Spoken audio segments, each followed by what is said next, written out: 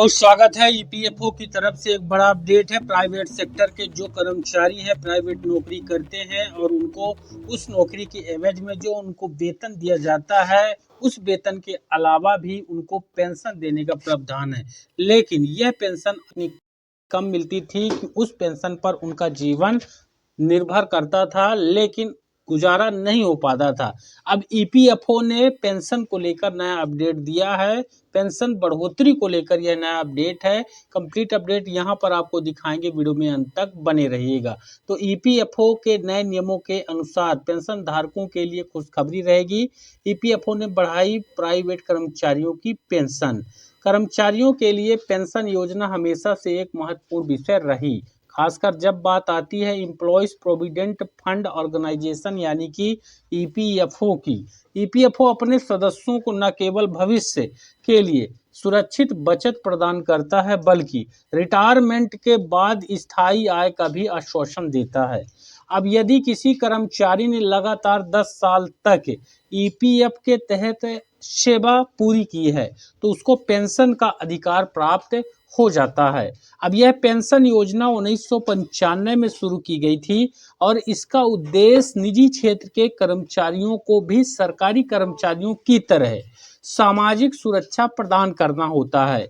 अब पेंशन की गणना औसत वेतन और योगदान अवधि के आधार पर की जाती है, जिससे लंबे समय तक सेवा करने वाले कर्मचारियों को अधिक से अधिक पेंशन दी जा सके।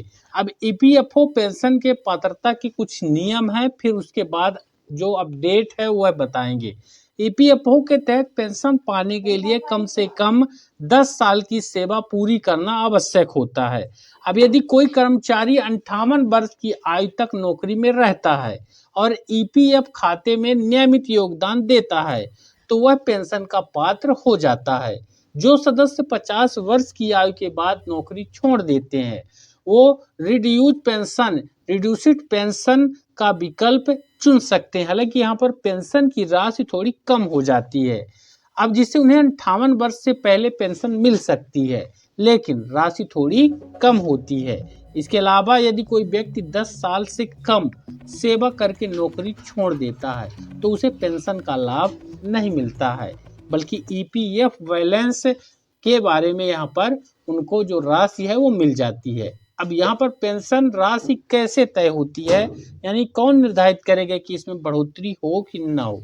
अब ईपीएफओ की जो पेंशन की राशि की गणना एक विशेष फार्मूले से होती है, जिसमें पेंशन योग वेतन होता है और सेवा के वर्ष होते हैं। उसमें भाग 70 का आपको देना है। जैसे कि मान लीजिए उदाहरण के लिए, यदि किसी कर्मचारी का औसत वेतन 20,000 रुपये महीना है और उसने 20 साल की सेवा किया है, तो उसकी मासिक पेंशन लगभग 5,714 रुपये बनेगी। अब लंबे समय तक सेवा और अधिक वेतन वाले कर्मचारियों को ज़्यादा पेंशन मिलती है। वहीं ईपीएस 95 के तहत अधिकतम पेंशन योग जो वेतन है वो 15,000 ही माना जाता है वर्तमान में।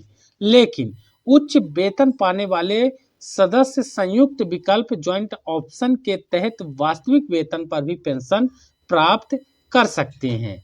वहीं इस पर पेंशन राशि कैसे तय होती है, तो ये फार्मूला ध्यान रखिए, और आपको जितना तनख्वाह मिलता है और आपकी जितना सेवा हो गई है उसको इस फार्मूले पर रख करके आप अपनी पेंशन का जो आंकड़ा है वो निकाल सकते हैं। अब बात करते हैं नए ईपीएफओ नियमों में बदलाव।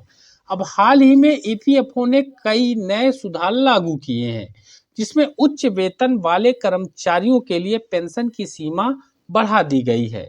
सुप्रीम कोर्ट के आदेश के बाद अब कर्मचारी अपने वास्तविक वेतन के आधार पर पेंशन का दावा कर सकते हैं, बशर्ते उन्होंने इसके लिए समय पर आवेदन किया हो। अब ईपीएफओ डिजिटल क्लेम प्रक्रिया को भी आसान बना रहा है, ताकि कर्मचारी ऑनलाइन ही पेंशन संबंधी आवेदन कर सकें। यह बदलाव खास तौर पर निजी क्षेत्र में काम करने वाले जो कर्मचारी हैं उनको राहत भरा यहाँ पर कदम माना जा रहा है, जिससे अधिक पेंशन मिलने की पूरी संभावना बढ़ जाती है। और जो उनका जो ओरिजिनल वेतन है 15,000 के ऊपर का वेतन है, उस पर भी अब पेंशन मिलेगी, तो पेंशन उनकी राशि जो है वह ज़्यादा रहेगी। मुझे उम्मीद जानकारी बेहद इंपॉर्टेंट है। वीडियो को ज़्यादा लाइक और शेयर करें, चैनल पर नए सब्सक्राइब जरूर करें।